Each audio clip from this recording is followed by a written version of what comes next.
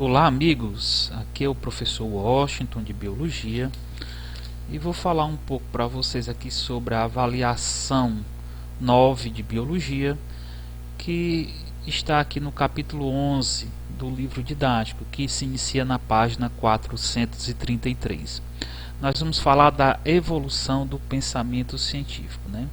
Então, assim, a ciência, desde os tempos imemoriais, né, que está atrás, né, de respostas para 3 perguntas, né, que seriam: de onde viemos, quem é que nós somos, né, para onde nós vamos, para onde iremos, né? Então essas 3 perguntas, né, causaram uma inquietação, né? Então surgiram algumas frases que ficaram famosas, e essas frases, né, eu quero que vocês fiquem atentos para ela, né, e quem também as pronunciou. A primeira é a frase dita por Samuel Gross, esse cientista norte-americano, que disse a seguinte frase, né, no final do século XIX: tudo o que sabemos com algum grau de certeza é que não sabemos de nada. Então essa, né, seria a primeira frase dita, né, pelo cirurgião Samuel Gross, tá certo? Aqui na outra página teremos mais 2, né, que eu vou falar para vocês. Uma é do francês René Descartes, que diz: penso, logo existo, né? Então essa seria a frase do René Descartes. E a outra, que é do Sócrates, né, escrita no século V a.C., só sei que nada sei.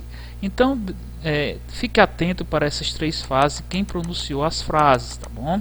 Que pode aparecer aí na prova de vocês. Vamos para o próximo tópico já: vida humana pré-histórica, né? Vida humana pré-histórica. Então,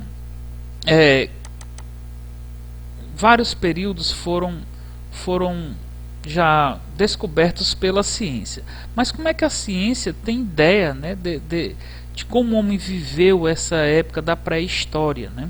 Tá certo? Então, tudo se dá com o estudo dos fósseis, né, que são restos ou vestígios de seres que viveram em tempos remotos, né? Podem ser um osso, pode ser uma pegada, escrituras em cavernas, né? Então essas investigações, né, com os fósseis, que podem ser localizados e datados, permite que tenhamos informações valiosas dos demais períodos. Então a gente vai ver toda a evolução do ser humano nesse período da pré-história, tá certo? Na pré-história o ser humano já se utilizava de um galho de árvore ou de um fêmur, que é o maior osso do vertebrado, como armas ou como instrumentos para colher um fruto em lugares altos. Então isso foi a primeira coisa. Então ele foi evoluindo. Depois ele começou a atirar pedras, né? Pedras eram objetos que podiam ser atirados. Ele fez entalhes, né, como para formar tipo lanças e arpões em ossos, em madeira, né? Tá certo? Depois ele começou a utilizar unhas, garras, chifres, dentes de outros animais para fazer arcos, peneiras, raspadores, tá certo? Então o ser humano, né, ele primitivo, ele tinha uma postura que era nômade e caçadora. O que é isso? Ele estava em um local, tinha ali água, tinha fruta, tinha uma pequena caça, ele ficava. Faltava 1 dos 3, ele se mudava. Então ele vivia se mudando. Isso era muito perigoso, né? Então o que foi que o ser humano aprendeu, né, que ele descobriu para deixar essa postura nômade caçadora? É o que nós vamos ver aqui, ó, nesse último parágrafo aqui. O ser humano fez outras descobertas: o uso do sal na conservação dos alimentos, o que permitia a armazenagem de uma caça proveitosa para os demais períodos de escassez, no inverno principalmente, a secagem de frutos e a fermentação do suco das frutas. Então essas técnicas foram essenciais para o ser humano da pré-história deixar essa postura nômade, caçadora, né, e partir para uma vida mais sedentária e menos arriscada, né? Então, continuando essa evolução, veio o maior feito tecnológico, né, do ser humano primitivo, que foi a descoberta de como fazer e conservar o fogo, tá certo? Vou chegar aqui início da página, né? Então esse foi o maior feito tecnológico dos nossos antepassados mais remotos, a capacidade de produzir e conservar o fogo, né? Que deve ter sido uma tarefa difícil e perigosa para eles, tá bom? Então fiquem atentos. Tudo isso aconteceu em qual período? Na pré-história, né? Período pré-histórico, tá certo? Então anotem, fiquem atentos a esses fatos que eu citei para vocês. Agora nós vamos falar um pouco aqui, está passando rápido, da Revolução Científica, tá? A Revolução Científica, esse tópico vai falar de toda a evolução da ciência, né? Desde das primeiras descobertas, né? Antes de Cristo, como ele cita aqui o exemplo, no Egito, há 4.000 anos antes de Cristo, os astrônomos já identificavam várias constelações, né? Vem aqui as pirâmides, né? Que é uma coisa, é uma obra que ainda é magnífica, né? O homem ainda tem muitas coisas a descobrir sobre as pirâmides, não é? Então conta todo esse salto dessa revolução científica, né? Então muita coisa foi perdida porque na época, né, nesse passado, desde o início até hoje, teriam muitos cientistas que não tinham o hábito de escrever, né? E hoje a ciência ela utiliza protocolos, né? Você entra em um laboratório, já entra escrevendo, é como se fosse um diário. Você tem que escrever tudo passo a passo do que você está fazendo, porque se surgir uma nova descoberta, você vai saber como chegou até ela, né? Então eu acho interessante vocês darem uma lida aqui nesse último parágrafo, tá certo? Ele é muito importante para a prova de vocês, que diz assim, ó: a produção de conhecimentos científicos passou a ser realizada de uma perspectiva mais racional, mais tecnológica, seguindo uma série de protocolos experimentais e registrando passo a passo todas as etapas desse pensar e fazer científico. Nesse período ocorreu o que se denomina de revolução científica, com o surgimento de diversos modelos de métodos científicos, né? Então tudo que nós falamos aqui se refere à revolução científica, tá bom? O próximo tópico, né, aqui são só algumas etapas, né? Note que ele fala que Revolução Francesa, Industrial, tudo está compreendido na Revolução Científica, né? Então aqui a gente vai falar agora um pouco, né, da célula, uma breve e íntima história, né, da vida, né? Então, entre todas as descobertas já realizadas pelo ser humano, né, o conhecimento da célula e como ela funciona, que é a fisiologia, né, são muito importantes. Por quê? Porque a célula é a unidade básica, né, de um ser vivo, né? Sabendo o funcionamento de uma célula, vai se saber o funcionamento de um tecido, consequentemente de um órgão e do organismo, né, por sequência, tá bom? Então a célula, é evidente que a gente tem uma exceção aqui, eu quero que vocês fiquem atentos. A célula é a menor estrutura viva de um organismo e dela depende todos os seres vivos, tá certo? Nós temos seres que têm uma única célula, que é chamado de unicelulares, e tem mais de uma célula multi e pluricelulares. Porém existe um organismo que ainda é considerado vivo, porém não é formado por célula, ele é uma exceção. Quem é essa exceção? São os vírus, né? Os vírus são ditos acelulares. Na próxima página eu vou entrar em detalhes, né, mais um pouco sobre os vírus, tá bom? Então coincide com a descoberta da célula, só se deu, né, a descoberta, na realidade, com a descoberta desse aparelhozinho aqui, ó, que é o microscópio, né, que é o instrumento que foi utilizado e é utilizado ainda, né, para visualização das células, tá bom? Quem descobriu foi esse holandês, né, esse Anton van Leeuwenhoek, tá bom? Anton van Leeuwenhoek foi o cientista que descobriu o microscópio, tá bom? Passando a seguinte, e ele ganhou esse prêmio por quê? Porque que ele foi reconhecido? Porque ele fez desenhos, ele escreveu sobre, né? Então ele ficou conhecido, hoje ele é conhecido como o pai da microbiologia, que é uma parte da biologia que estuda só os micro-organismos, né? Que tem um microscópio como ferramenta principal, né? Porque ele ganhou esse prêmio devido a isso, ter feito publicações científicas. Então depois, isso aqui é importante, tá? Vocês olharem com cuidado essa parte.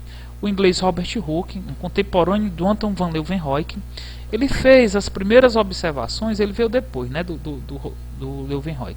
Ele fez as primeiras observações do que ele achava serem as células de um ser vivo.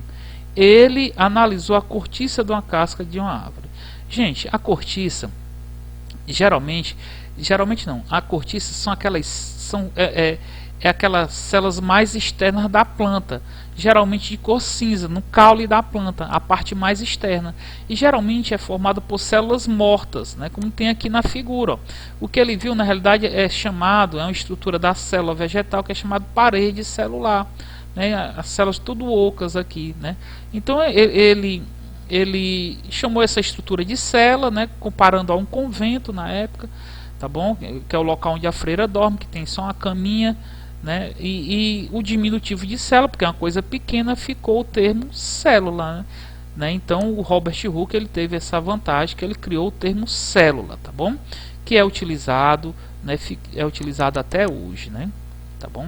Então aqui a gente vai ver, né, quanto ao número de células, né, presença ou não de células, a classificação dos seres vivos, ó.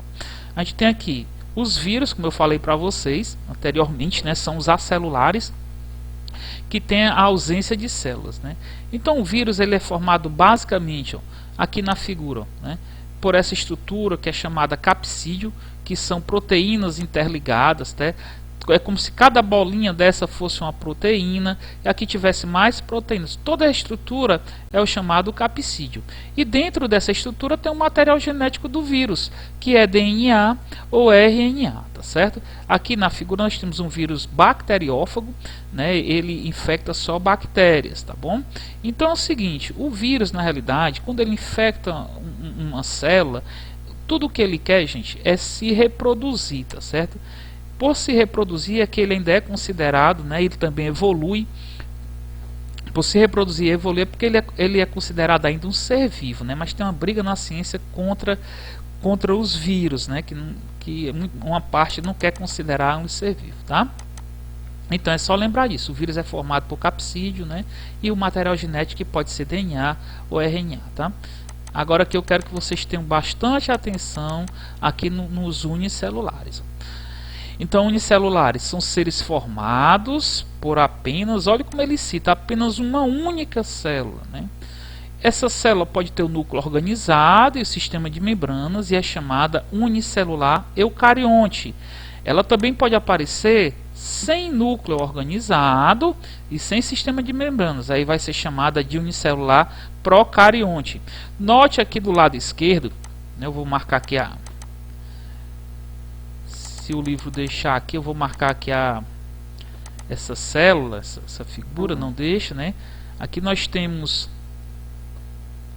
a célula eucarionte do seu lado esquerdo, né? Do seu lado esquerdo, ó, tá vendo? Pronto, destravei aqui o seu lado esquerdo. Isso aqui seria uma célula do tipo eucarionte. Olha o núcleo, eu vou marcar aqui o núcleo para vocês terem ideia, seria essa região aqui, o núcleo, né, que tem um DNAzinho aqui da célula eucarionte.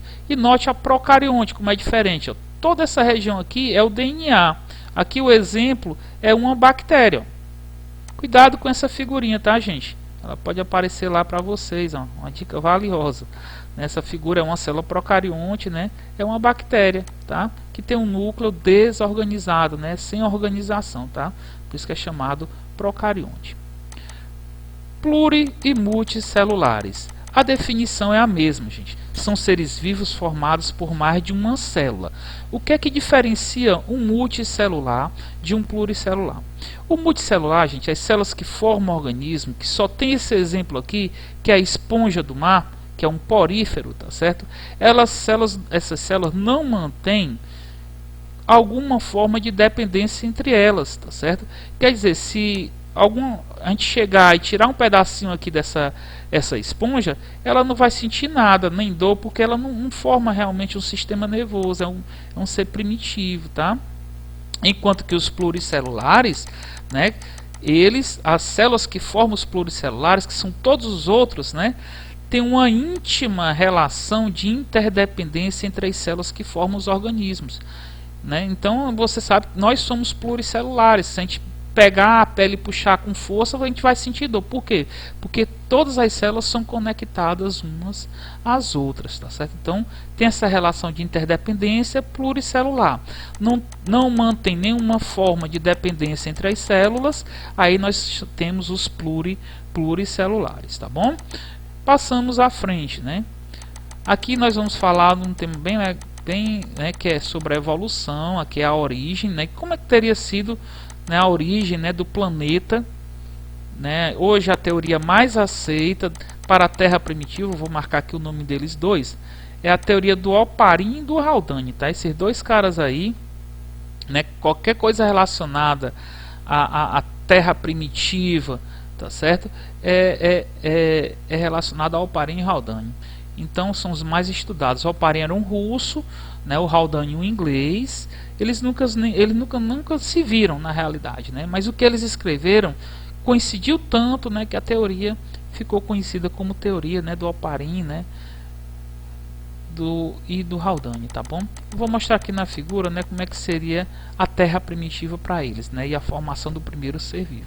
Bem, para eles dois, a Terra teria surgido a 4,5 bilhões de anos, tá certo? 4,5 bilhões de anos. Era um local muito quente, com muitos vulcões, né? O solo terrestre era um magma, era rocha derretida, tá certo? E que chovia torrencialmente todo dia, tá certo? Chuva com muitos raios, eram tempestades, né? E radiação ultravioleta muito maior do que nós temos hoje. Aí vem a parte principal que eu quero que vocês lembrem, vou marcar aqui, ó, a atmosfera primitiva. Como é que era formada a atmosfera primitiva? Era formada pelos seguintes gases, não esqueçam: metano, hidrogênio, amônia e vapor de água.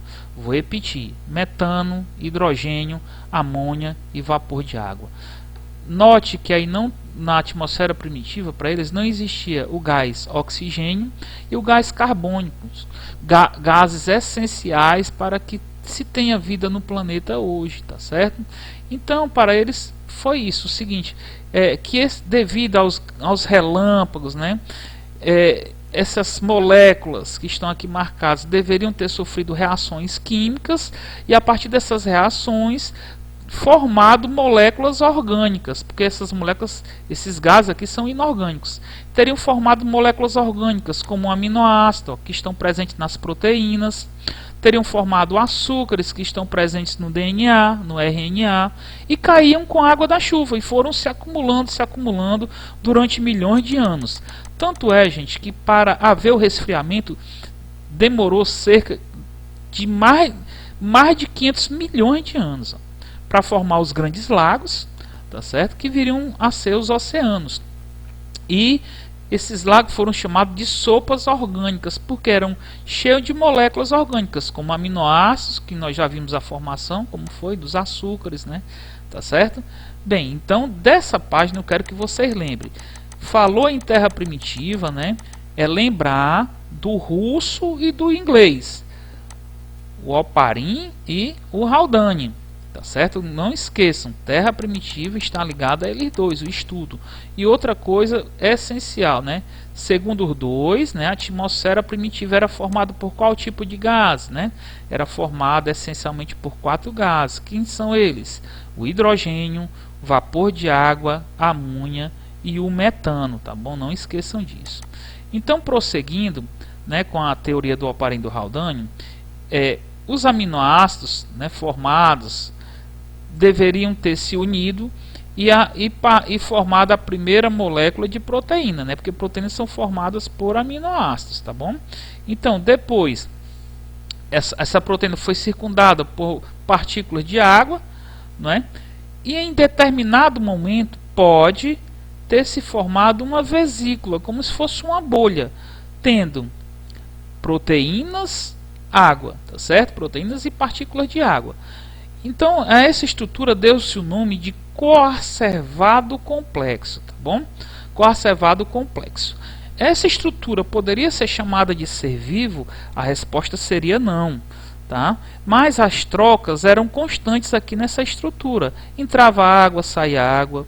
Entrava açúcares, saía açúcares. Proteínas entravam, proteína saiu. Então, devido a essas trocas, em determinado momento, pode ter surgido uma molécula especial e essencial para a vida no planeta, né? Que molécula é essa? É a molécula de DNA, tá? Então essas trocas podem ter originado uma série de moléculas orgânicas, e entre elas uma molécula muito especial, essencial para a caracterização do ser vivo, que foi o DNA, como eu já tinha citado, né? A partir do momento que esse coacervado adquire a molécula do DNA, ele consegue se dividir e já pode ser chamado de ser vivo, tá bom? Aqui mais abaixo eu vou falar novamente, né? Vocês lembram que eu disse que na atmosfera primitiva não tinha o gás oxigênio nem o gás carbônico, né? Que são essenciais para que dois processos vitais aconteçam no nosso planeta hoje. Que processos seriam esses, né? Está aqui, ó, a respiração aeróbica, também chamada de respiração celular, e a fotossíntese, né? Então, repetindo, né, para não ter erro.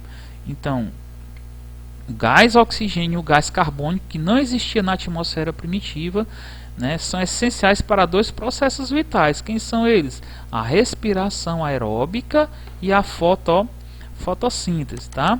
Vamos à frente.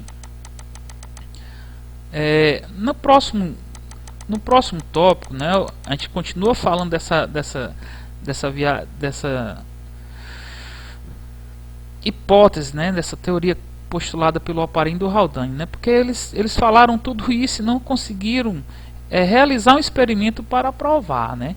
Então veio esse rapaz aqui chamado Stanley Millen, né, esse pesquisador Stanley Millen, um estadunidense, né, da Universidade de Chicago. Ele projetou e construiu um aparelho, né, que tentava reproduzir as condições da Terra primitiva e provar a hipótese, né, do surgimento de moléculas orgânicas a partir de moléculas inorgânicas, desculpe. Então assim, então o que foi que o Stanley Millen fez? Ele construiu esse aparelho dotado de dois balões, balão aqui inferior, balão superior, interligados por tubos, né? O primeiro balão simularia o solo terrestre quente, ele botou o aquecimento aqui, tá certo? Em que teria água, né? Claro, a água iria se transformar em vapor devido ao aquecimento. Esse vapor de água viria, cairia no outro balão, tá certo? Tá aqui a água chegando, e reagiria com os outros gases da atmosfera primitiva. Aqui ele colocou os eletrodos, que são faíscas elétricas, né, para simular os raios, os relâmpagos. Haveria a reação, né, aqui o condensador, para haver um resfriamento, porque o vapor de água era quente, que chegava aqui, né, ele se transformava em líquido novamente e passaria para o outro balão. Gente, ele deixou isso aqui girando 7 dias, né, uma semana sem parar, dando todas as condições para o experimento. No final, ele retirou uma amostra, e percebeu que houve a formação de moléculas orgânicas. Então, o experimento que ele fez, a primeira coisa que a gente deve notar, o experimento que ele fez tentava provar o quê? A hipótese do surgimento de moléculas orgânicas a partir de moléculas inorgânicas, como tem aqui no primeiro parágrafo, né? O aparelho foi criado por quem? Pelo Stanley Millen, né? Tá certo? E notem, quando ele fez, examinou a amostra, né? Tá certo? Ele encontrou, passado o período de 7 dias, ele foi fazer a amostra e encontrou os aminoácidos, né? Que são moléculas importantes porque formam as proteínas, uma molécula essencial para a vida, tá bom?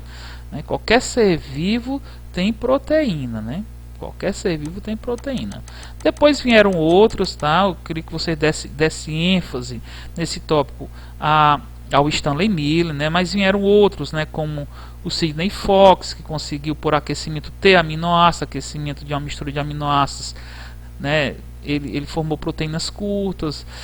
O Yoshihiro, que defende que essas moléculas orgânicas poderiam ter vindo, né, do espaço, né? Tá certo? Através dos meteoros, tá bom? Mas né, mais ênfase lá ao experimento, né, leia direitinho o experimento do Stanley Miller, tá bom? Aqui é a evolução celular. Páginas anteriores eu falei que nós temos dois tipos de célula, né? A célula procariótica, que tem um núcleo desorganizado, e a célula eucariótica, que tem um núcleozinho organizado. Então, para a evolução celular, diz que a célula procariótica foi a primeira a ser produzida, né? A surgir no planeta. E a partir dela surgiu a célula eucariótica, né, cheia de estruturas membranosas, o núcleo organizado, né, tá certo? Mas em que momento isso aconteceu, né? Em que momento houve essa transformação de célula procariótica em célula eucariótica, né? Eu vou dizer aqui para vocês, ó. A transformação de célula procariótica em célula eucariótica se iniciou quando a membrana citoplasmática começou a sofrer invaginações, que são entradas em direção ao interior. Essas entradas aqui, ó. Então, a partir dessas entradas para o interior da célula, lembrando que aqui a célula é como se tivesse cortada ao meio, tá? Então, a partir dessas entradas é que surgiram algumas estruturas, né? Como ele cita aqui uma, né? O retículo endoplasmático, né? E outras estruturas mais que nós vamos ver na outra página, tá bom? Então, lembrar desse termo, a partir das invaginações é que uma célula procariótica se transformou na célula eucariótica. Indo para o próximo tópico, tá? Aqui no próximo tópico a gente tem uma visão, né, de uma célula animal com todas as estruturas, né? E eu vou querer que vocês levem para a prova, né, o conhecimento de pelo menos 3, tá? Que são importantes, né, que podem ser cobrados de vocês, né? Então aqui nós temos o núcleo, é a região onde tem o DNA, tá? O DNA vem como um código, ele é decifrado, né? Porque o DNA é como se fosse um livro de receita de proteínas, tá? Então, mas onde é que são formadas essas proteínas, né? Esse código é decifrado e é trazido para essa região chamada retículo endoplasmático rugoso, né? Ou granuloso também, pode ter esse nome. Note que ele tem esses pontinhos são os ribossomos, ó. E é nessa estrutura, nos ribossomos, que são sintetizadas, são produzidas as proteínas. Então, a primeira informação: o que é que o ribossomo, qual é a função do ribossomo? São os responsáveis pela síntese de proteínas dentro da célula, tá bom? Responsáveis pela síntese de proteína dentro da célula. Bem, então uma proteína, ela pode atuar dentro da célula ou pode atuar fora da célula. Por exemplo, é um hormônio, então ela vai atuar fora da célula.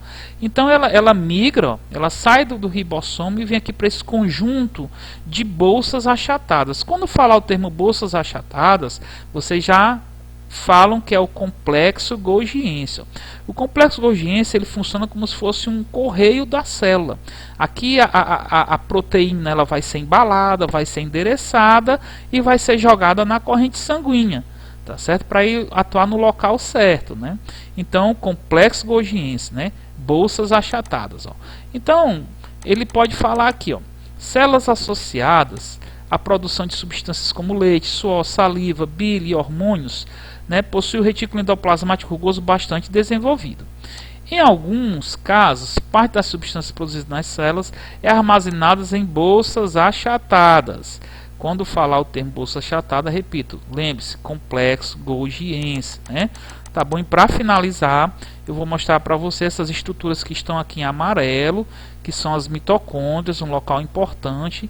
É aqui que ocorre a nossa respiração aeróbica ou respiração celular. O oxigênio vai reagir com a glicose do alimento e vai produzir energia, né, para a gente fazer nossas atividades. É o nosso centro de energia, são as mitocôndrias, tá bom? Vou mostrar aqui para vocês no texto onde está aqui as mitocôndrias, tá? Então, nós vamos aqui, passando, né, as mitocôndrias, está aqui, as mitocôndrias.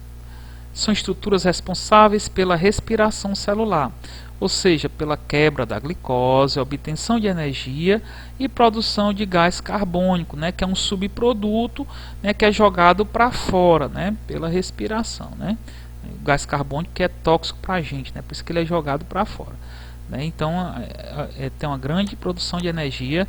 Falou em produção de energia, mitocôndrias, né? Então, só relembrando aqui a foto bem rápido para vocês: síntese de proteínas, né? A função dos ribossomos, né? Síntese de proteína, a função dos ribossomos que estão aqui. Falou em bolsas achatadas, é o complexo Golgi. E respiração celular, onde há a produção de energia, são as mitocôndrias, tá bom? Vamos à frente, né? Essa aula, gente, ela é bastante longa, tá? Ela é um capítulo muito grande, tá? Muito grande mesmo. Então vamos aqui para o núcleo celular. Como eu já falei naquela figura, no núcleo é onde nós encontramos o nosso DNA. Então é isso que nós vamos querer que vocês saibam, né? O que é o DNA. Então é muito importante esse parágrafo aqui, tá? Muito importante, né? O DNA é um ácido nucleico formado por duas sequências de moléculas de desoxirribose. Se você olhar a figura aqui, tem as ligações no meio pontilhado, ó. Então fica uma sequência de um lado, uma sequência do outro, né? A desoxirribose é o açúcar, é o carboidrato presente, né? Os grupos fosfatos, PO4, que são esses menorzinhos que ficam mais externamente, e tem as bases nitrogenadas, essas que são mais centrais, por onde ocorrem as ligações, né? Que são chamadas ligações de pontes de hidrogênio, tá? Que por terem muita energia, elas torcem a molécula toda, a molécula fica toda torcida, como se fosse, como ele cita aqui no livro, uma escada retorcida. Então eu peço atenção, né, para esse. É quase certo ter uma questão falando de DNA na prova de vocês, tá?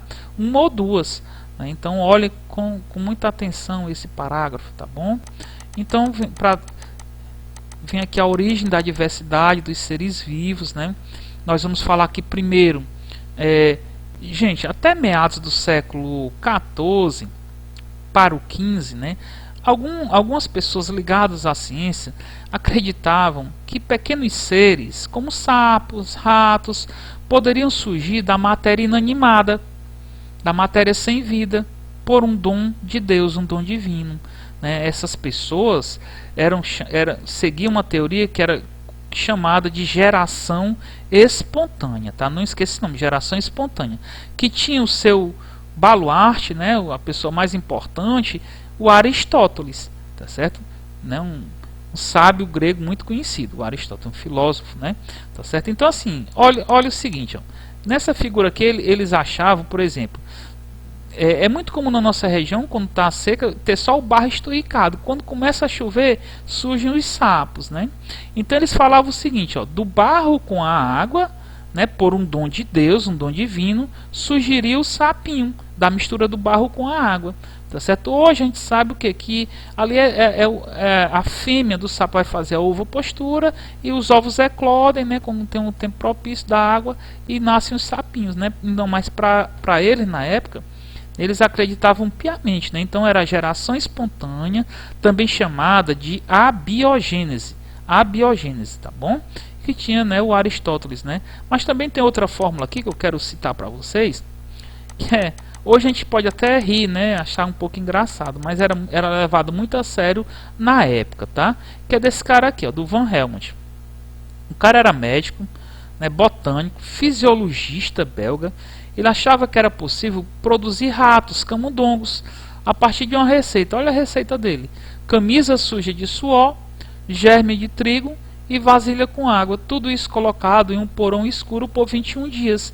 Aí surgiria os ratos, né? E durante muito tempo essa receita foi validada, por falta de uma metodologia científica para acompanhar o experimento, tá certo? E quase no último tópico, são essas teorias a partir do século XVIII, né? Nós vamos falar aqui de duas teorias basicamente, né? São três na realidade. Tem o neodarwinismo, que eu estava esquecendo, mas tem aqui o Lamarck primeiro, que é a lei do uso e desuso, né? O que é que o Lamarck diz? Ele diz que o ambiente criava uma necessidade, tá? E que essa necessidade fazia com que o ser vivo ou usasse demasiadamente um órgão ou deixasse de usar determinado órgão. E isso causaria uma modificação no organismo, tá? E seria repassada aos descendentes através da da reprodução, né?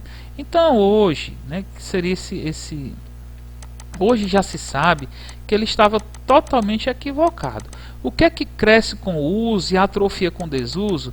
São os tecidos musculares, gente, né? Então assim, imagine só uma pessoa, por exemplo, um cara que faz malhação, o cara vai para academia e tal, passa 3 anos malhando, ele está usando frequentemente os músculos, então vai crescer os músculos, ele vai ficar musculoso. Se ele for ter um filho, o filho dele vai nascer musculoso? A resposta seria não, né? Obviamente, né? Por quê? Então, porque não pode passar uma característica adquirida pelo uso né, ou desuso, né, aos descendentes através da reprodução. Isso foi o grande erro do Lamarck, tá? Tem outro exemplo aqui do Lamarck que é sobre as girafas. Ó. Olha a explicação dele para as girafas. Ó, como é assim, né? Mas claro, é um processo de milhares de anos, tá, gente? Não é da noite pro dia, não, né? Ele diz que a ancestral da girafa tinha um pescoço curto, igual um cavalo. Então, qual foi a necessidade criada?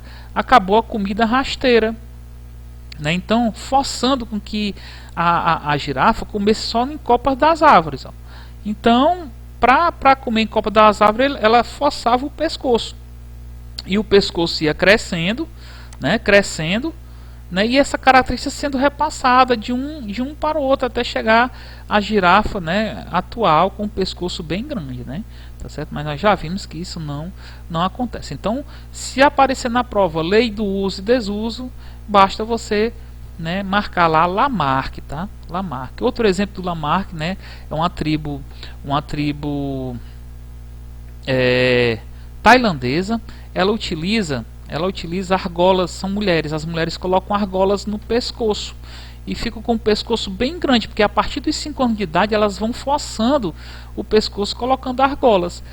Elas têm filhos. Os filhos delas vão nascer com o pescoço já longo? Não. Então isso é um exemplo de Lamarck também, tá bom? Aí depois vem o Darwin, né? Estamos finalizando aqui já, quase lá. Né, o Charles Robert Darwin, ele fez uma viagem, né, durante 5 anos em um navio, o SS Beagle, e a partir das suas anotações ele escreveu um livro sobre a origem das espécies, né, por meio da seleção natural, tá, gente? Tudo que falar em seleção natural vocês vão dizer que foi o Darwin, tá bom? Seleção natural é com o Darwin, né? Então, para o Darwin, o ambiente, né, iria criar necessidade, né? Mas as características dos seres vivos iriam surgir ao acaso, né? E não são frutos da necessidade do ser vivo sobreviver a determinado ambiente. Por quê?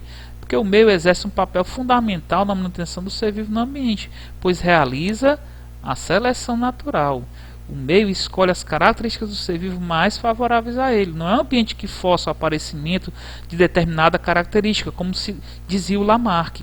Se determinada característica foi aprovada pelo ambiente, o ser vivo que a apresenta pode sofrer uma adaptação, o que significa que, além de sobreviver, pode se reproduzir pela reprodução, transmitir as características surgidas ao acaso para seus descendentes, né?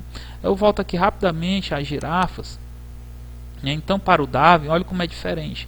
Ele dizia que aqui no início, né, não tinha só girafa do pescoço curto, tinha do pescoço curto e do pescoço longo. Quando houve a necessidade, a natureza fez uma seleção. Indivíduos que tinham um pescoço longo aqui no início puderam se alimentar. Os que não tinham tiveram escassez alimentar e foram morrendo, ou seja, foram sendo extintos, né? O único sobreviventes, os mais adaptados, com pescoço longo, foram passando essas características aos descendentes, né? Então houve a seleção natural do indivíduo mais apto ao ambiente, né? E aqui finalizando, né? Hoje, como os estudos estão avançados a nível de DNA, surgiu essa nova corrente chamada neodarwinismo, tá? Falou em gene, falou em DNA na prova, aí você, relacionado à evolução, você diz que é o neodarwinismo, quer dizer o novo, né? Dê uma olhadazinha nesse quadro, ó, né? Esse primeiro tópico aqui que ele fala, né? Você vai dar uma lida, mas quando chega bem aqui, ó, ele vai dizer lei do uso e desuso, ó. Lei do uso e desuso é o que, gente? Lamarquismo, né? Tá certo? Outro tópico aqui, ó, para você dar uma lida, ele já inicia assim: a seleção natural dos seres vivos. Seleção natural é o que? É darwinismo. E aqui do neodarwinismo, quando há alteração no ambiente, as populações portadoras de genes. Ó. Genes vem de quê? Vem do DNA. DNA é neodarwinismo, tá bom? Então, gente, eu espero que tenha ajudado vocês, né? Uma boa leitura e uma boa prova. Tchau!